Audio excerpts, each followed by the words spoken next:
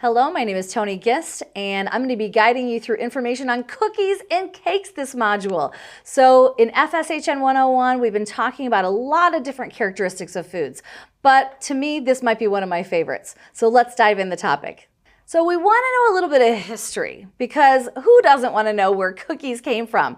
So in 7 AD in Persia, now Iran, this is the first country to harvest sugarcane. So we love that sweet cookie flavor, and sugarcane is the thing that's used to make sucrose, or table sugar, that we use in modern day cookies.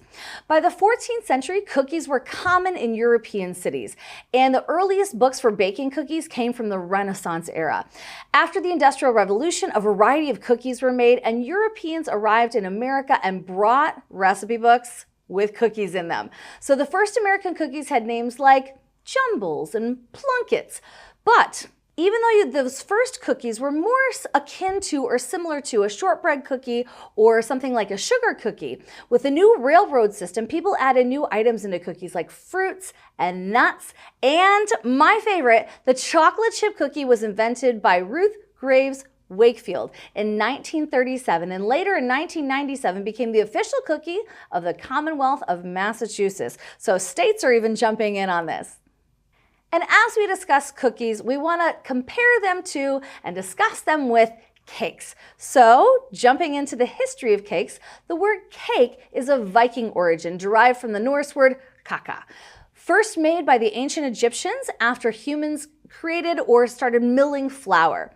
Europe is credited with the first modern-looking cakes, and they're described as flour-based sweet foods in medieval England. And by the 18th century, yeast had come into play as a rising agent for cakes.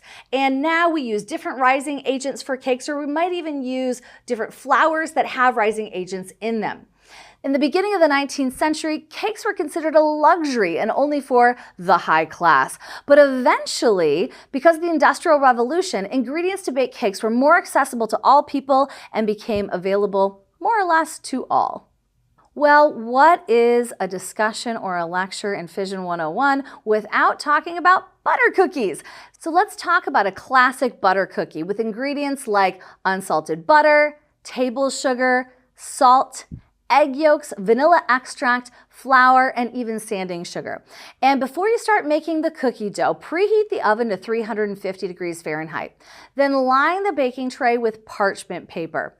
Cream the butter, sugar, and salt using a mixer fitted with a paddle until it's light and fluffy. If you don't have a mixer, you can use a large rubber scraper, or you can use a large spoon. Add egg yolks while mixing, making sure it's incorporated before adding that vanilla extract. And then mix that mixture well before we move on to the next steps.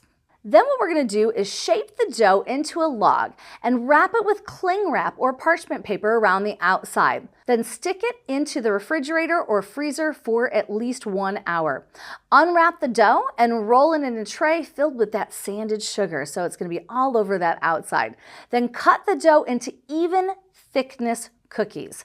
Place the cookies on the tray and bake for a mere 10 to 12 minutes or until the edge is golden brown before you get a chance to enjoy them. So let's review the recipe. What's the science behind it? For example, what's the advantage of creaming that butter? Well, creaming is a process described as mechanical leavening, or a process of incorporating air into the dough, allowing the cookie to puff up in the oven. Why must the dough be chilled before it's baked? Well, the dough is chilled to solidify the fat. We're going to talk a little bit more about fats versus oils later in this lecture. However, fats are solid at room temperature, and butter is a fabulous example of a fat that we're going to use in this cookie itself. When the fat is more solid, it melts more slowly when baked, allowing it to spread more evenly.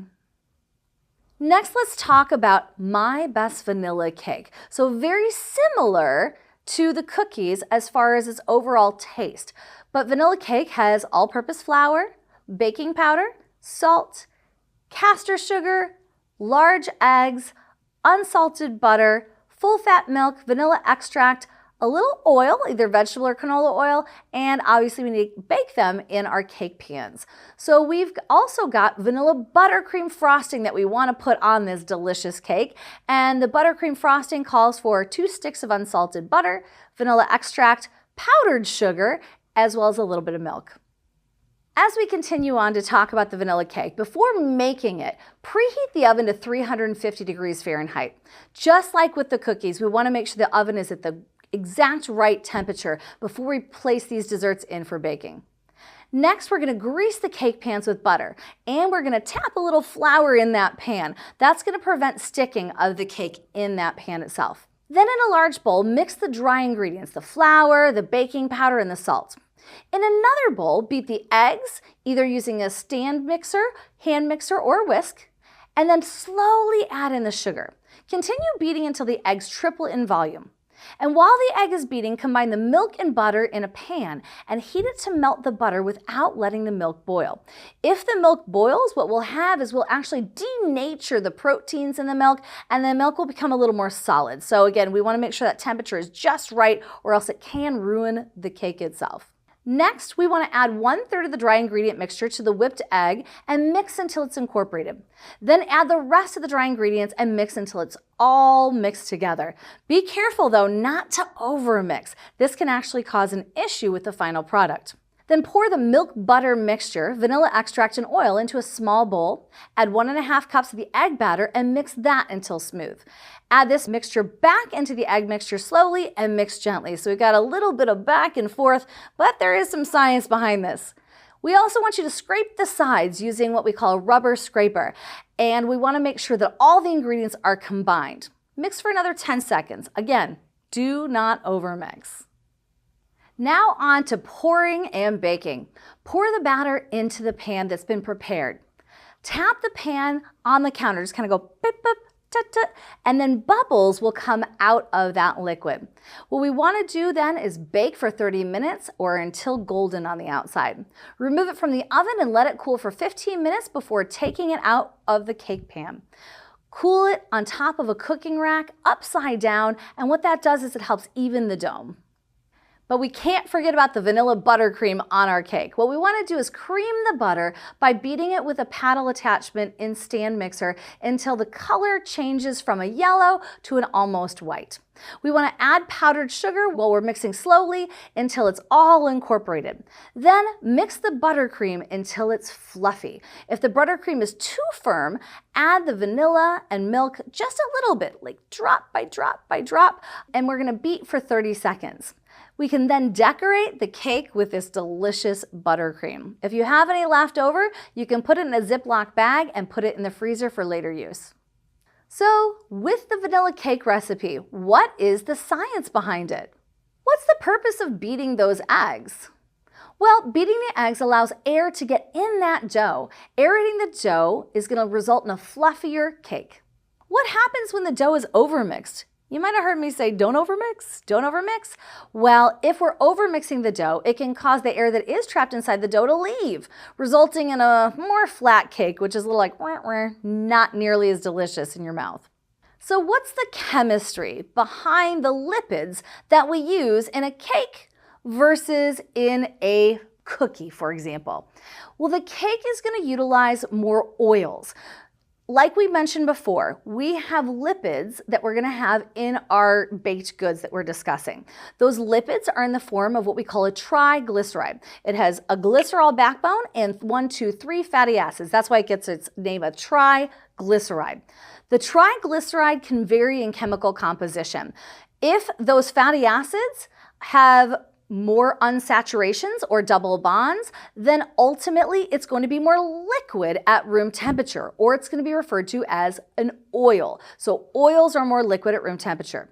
If we do not have as many unsaturations and we have a saturated fatty acid that's attached to that glycerol backbone, the more saturated fatty acids that are part of that triglyceride, the more it takes on a solid consistency at room temperature, or the more that it is a fat. So, to recap, Cake baking utilizes oils. Cakes made with oil generally have a moister texture and more shelf life compared to cakes that are made with other things to retain that cake-like quality. Oil lipids are composed of one glycerol molecule and 3 fatty acids, again making that triglyceride. The fatty acids themselves are going to be unsaturated with one or more double bonds. And because they have these double bonds in them, there's weaker molecular binding and a looser packed chain of fatty acids, making it, you guessed it, more liquid at room temperature. With our cookies, we're going to be utilizing more fats. Butter is a classic example of a food product that has a lot of fats in them. So butter keeps the cookie compact, ensuring that it's going to spread down rather than rise up, as well as it's going to make it a little more, again, solid, crunchy, dense. So the fat lipids are composed of one glycerol and 3 fatty acids as well. So even though it's a fat, it still has that triglyceride component. With our fats though, they're going to have more saturated fatty acids, meaning that we have long chains of carbons with no double bonds in that long chain. With those long chains of saturated fatty acids, we have a stronger molecular binding and tighter packed chains, again, making it more solid at room temperature. If you love the chemistry and you want to see it yourself, you'll notice in the image below that we have a long chain of carbons making this saturated fatty acid at the image above. That's going to be more saturated and solid. S for saturated, S for solid. Butter's a great example. Then if we have fatty acids that are going to be more unsaturated, they're going to be more unsolid, and we're also going to have more double bonds within that long chain. Let's test your knowledge. True or false? The primary difference between saturated and unsaturated lipids is that there are no glycerol molecules in the saturated lipids that we call triglycerides. Well, if you were listening on the last slide, you'll know that that is false. We have triglycerides, or the glycerol backbone, and 3 fatty acids in both oils as well as fats.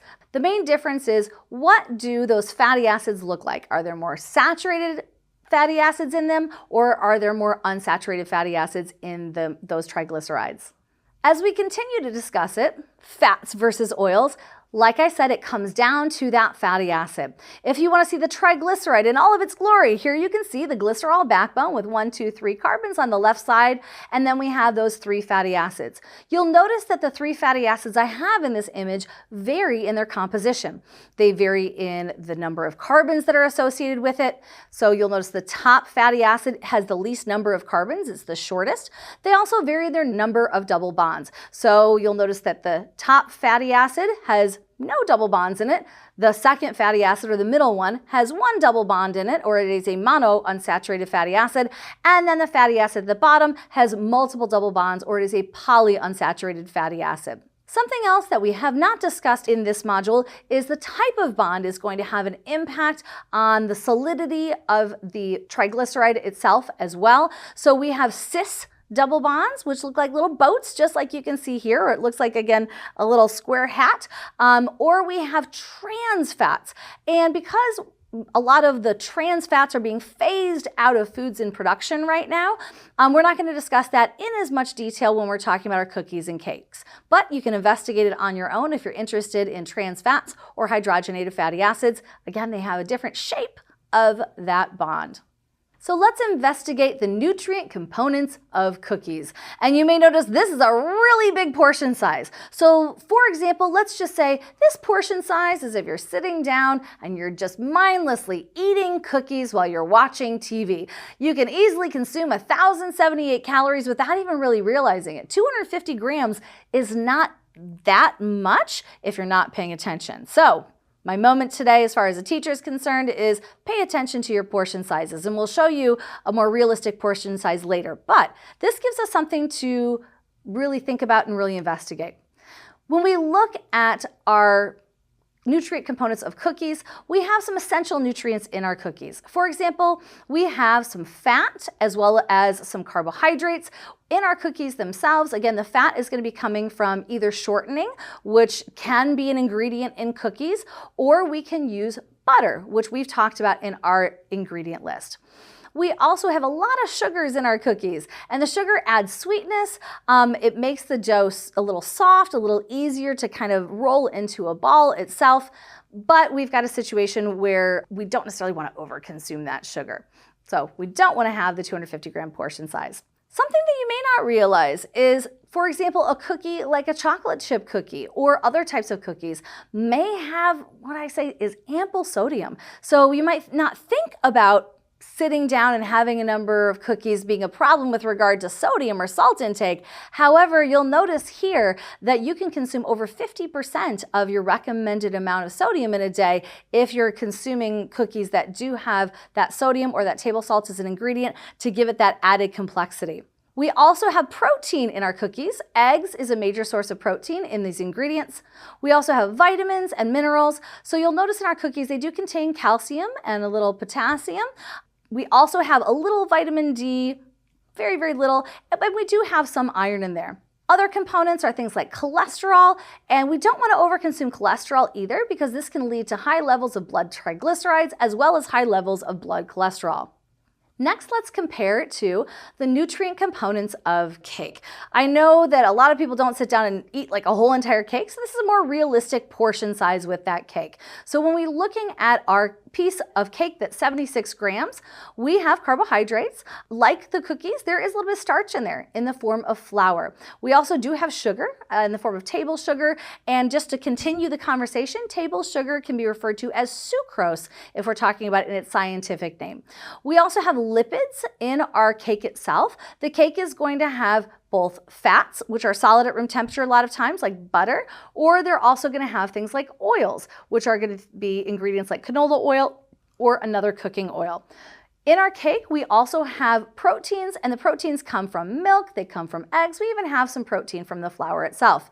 And we have other components, like we mentioned, such as dietary cholesterol, which can actually give rise to, again, more triglycerides in our blood, as well as high blood cholesterol too. So as we compare a more reasonable size serving of chocolate chip cookies to a vanilla cake, let's look at a 30-gram serving of the chocolate chip cookies and about a half a slice or a 33-gram portion of that vanilla cake. So with total calories, you might be surprised. They're actually very similar. Total carbohydrates are as well, total fats, and protein. So if you're having a similar weight serving of cookies versus cakes, you'll notice they are very similar in their nutrition profile. So after you eat those cookies or those cakes, what's happening? Well, in the mouth, the salivary amylase is going to help cleave the bonds between the glucose molecules that are in the starch. So in essence, it's chemically digesting the starches. However, only a small amount of the starch is broken down in the mouth because of the fact that it's only in there for a short period of time. Something else is kind of interesting. The sugars, such as the table sugar, sucrose, is not chemically digested in the mouth. We don't have any enzymes to help with that chemical digestion. As that chewed up mashed bolus or ball of cookie gets swallowed and it goes down into the stomach, no further enzymatic digestion of carbohydrates by amylase is occurring because of the fact that the stomach is very acidic and enzymes have very specific environmental conditions that allow them to act. And the stomach is too acidic for that amylase to have action. But we do have a little churning, mixing, and mechanically moving the cookie around to make it into chyme or chyme before it moves on to the small intestine. When it's in the small intestine, the pancreas is going to secrete what we call pancreatic amylase, which is amylase just made in the pancreas, and so it's going to further digest the starch that's in that cookie. Then as we continue to have it move through that small intestine, the breakdown products are going to be like rubbing up against the brush border of the small intestinal wall. And we have these villi, or what we call these, again, finger-like projections in the small intestine itself, and the villi and the cells that are associated with it produce an enzyme or a disaccharide ACE, or more specifically, sucrase, that's going to help break down sucrose into its two component parts. So sucrose is made of glucose and fructose, and if that sucrose comes in contact with sucrase, it's going to break down that sucrose to its small monomers or its building blocks. So once we have the complete digestion of those cookies and cakes, we want to absorb the monomers, or those small building blocks, into our bloodstream. So what we do is we're going to break down the starch, we're going to break down the sugar, we're going to break down the protein, and we're going to break down those triglycerides into the smallest component parts before we can actually bring them into our body. For example, starch needs to be broken down to its small monomer, which is glucose. And then we're going to absorb that glucose. It's going to travel through the bloodstream to be used by our body. We can also break down the sugar, which is generally sucrose or table sugar. That sucrose is made of glucose and fructose bound together, but we have to digest it before we can absorb it. So we have the sucrose, which is digested by sucrase to release glucose and fructose, which then can be absorbed into the bloodstream for use. We also need to break down our protein. So the protein is broken down to its monomers, or building blocks, which are amino acids. We're also going to absorb those into our bloodstream. And lastly, we have our triglycerides, or lipids, in those cookies and cakes. The triglycerides are going to be broken down to the glycerol backbone and the fatty acids. And again, the triglycerides, though, are going to be lipid soluble because they are a lipid.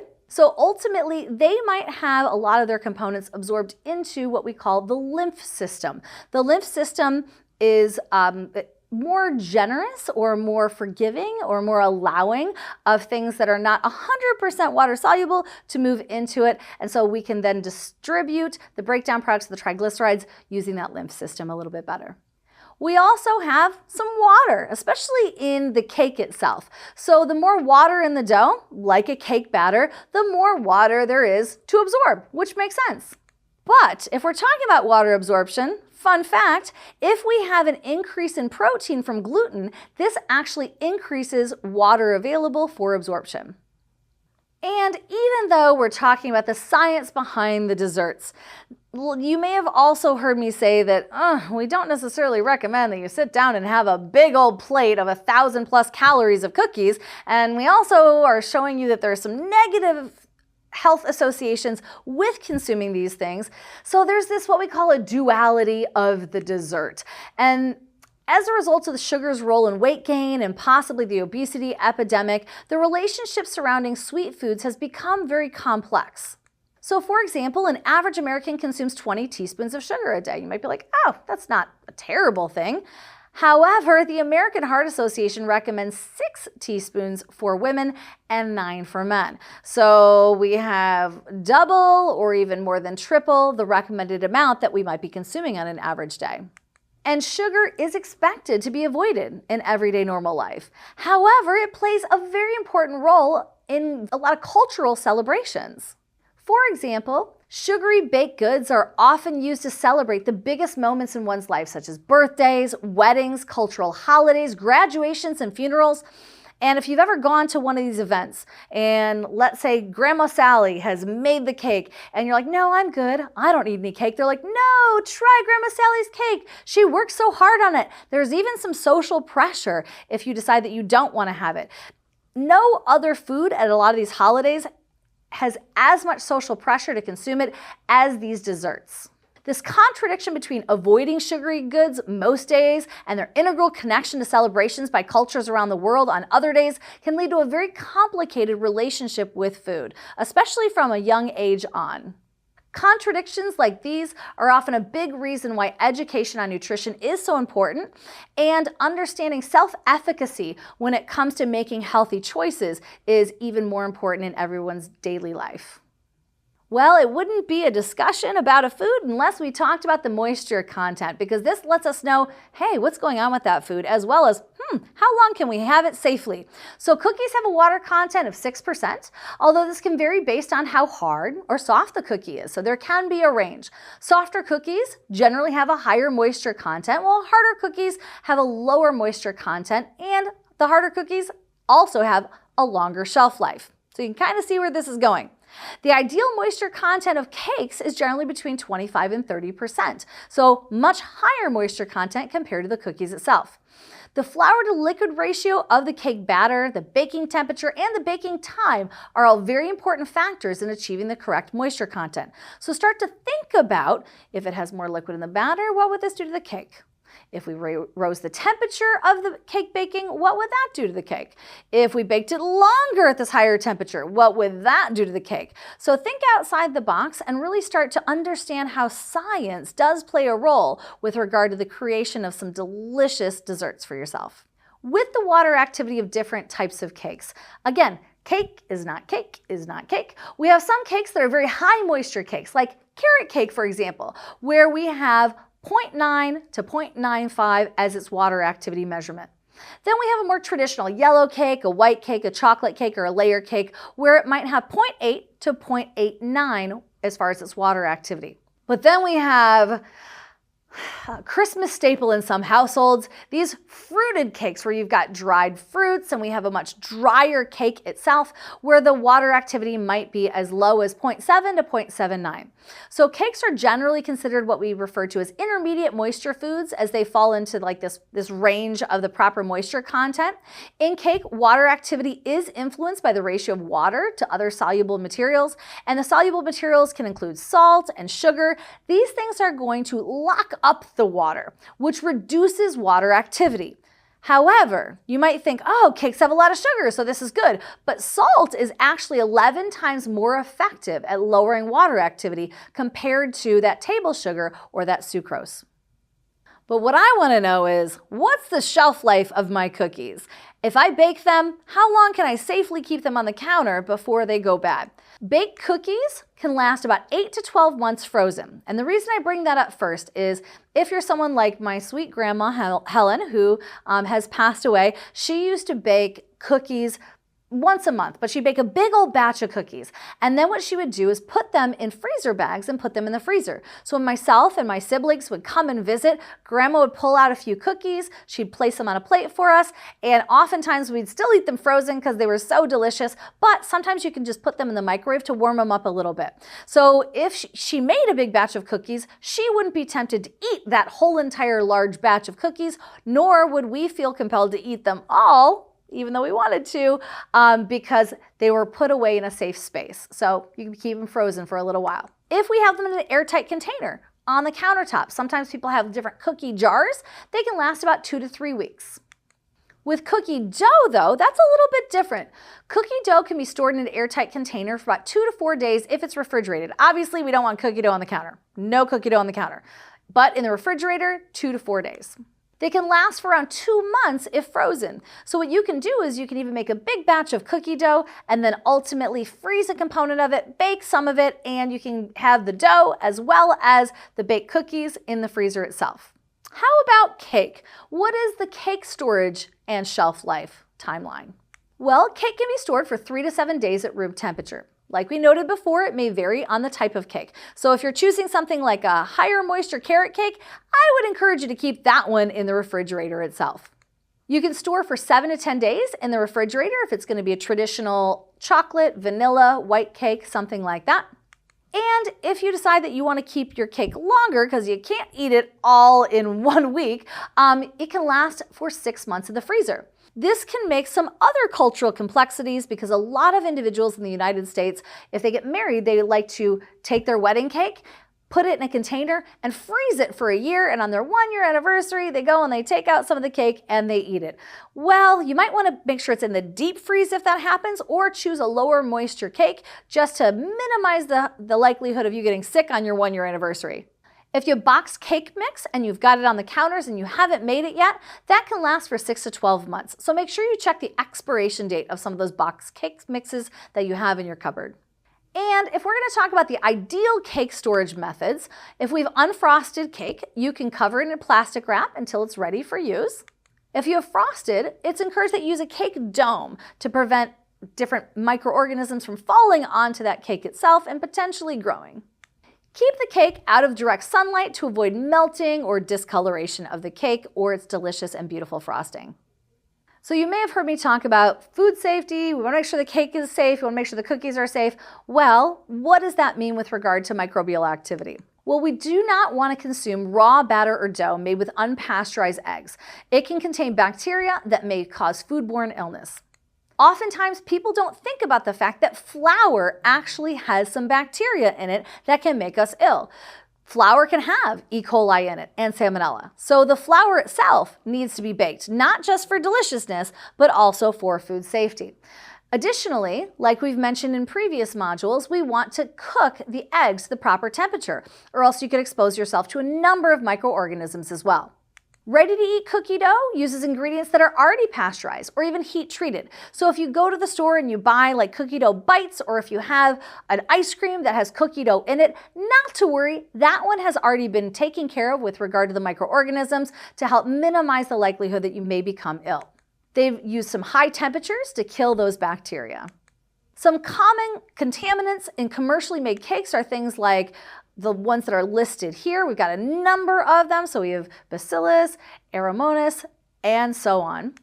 Spoilage of cake can be caused by bacteria as well as fungi or funguses.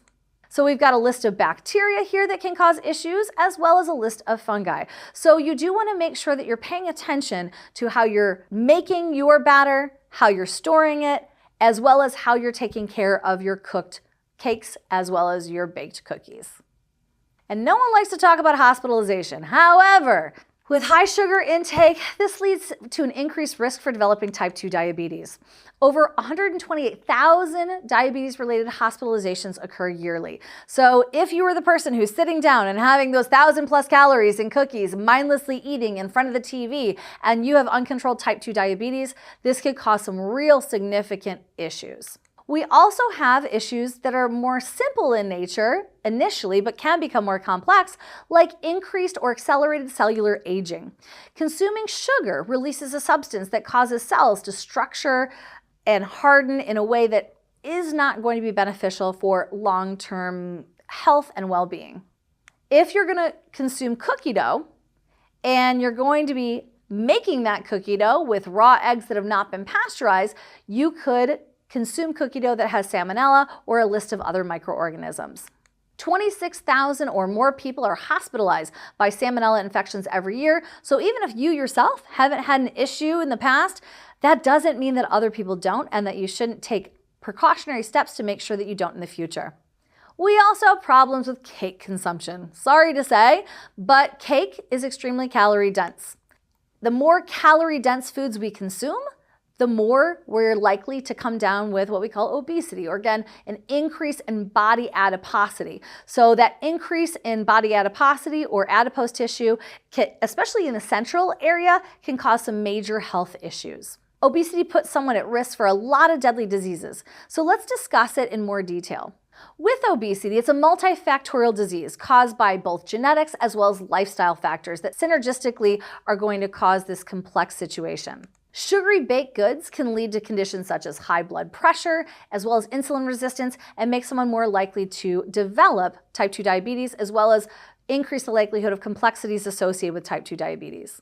And those who are already obese are at higher risk for developing those types of diseases, and it becomes a real big problem. So what's the bread and butter of cookies and cakes? Well, if you're talking about some changes that might be coming up, as well as how they might influence the flavor profile, there's a push for the use of pulse or legume flours all over the market. And so we want to have these potentially incorporated in to cookies, to cakes. And one of the reasons that they want that to happen is due to the nutritional benefits. There's an increase in protein, there's a decrease in sugar absorption, and so there are some health benefits associated with it. However, those pulse flours, or again, those legume flours, are gonna cause a little bit of a bitter taste. If we have enough sugar, it can be masked. However, some people don't like that bitter aftertaste. Other white flour alternatives include wheat flour, and these have been used to increase the nutrient density as well. And we also have some new products on the market, such as this Farmhouse Thin and Crispy Toffee Milk Chocolate Cookie. Very delicious. So with these cookies, consumers are looking for something different, unique to the taste buds, than what they've experienced from a traditional boxed cookie from the store. However, they're focusing on that taste profile of, what you might experience in grandma's kitchen. So we want that real butter flavor. We want that vanilla extract to come through. We want those textures that we recognize from our childhood. During and after the COVID-19 pandemic, people are looking for fresh from over-the-counter feeling, almost like comfort foods associated with these cookies. So there is a real drive to consume things that are easy to purchase and easy to have readily available, but also make you feel like, your mom just baked you some cookies. And there's a lot of variety available in these cookie flavors. And so with that in mind, if you don't find one that you like, maybe another one will come out in a few months. But what I encourage you to do is, again, look at the nutrition profile, understand some of the benefits of consuming a little bit of cookie every so often as far as comfort food, enjoying yourself, fabulous flavor, but also know some of the health drawbacks that we need to be concerned about. So with that, if you have any questions on this topic, feel free to stop in my office hours or the virtual tutoring center. We're here for you and can help clarify.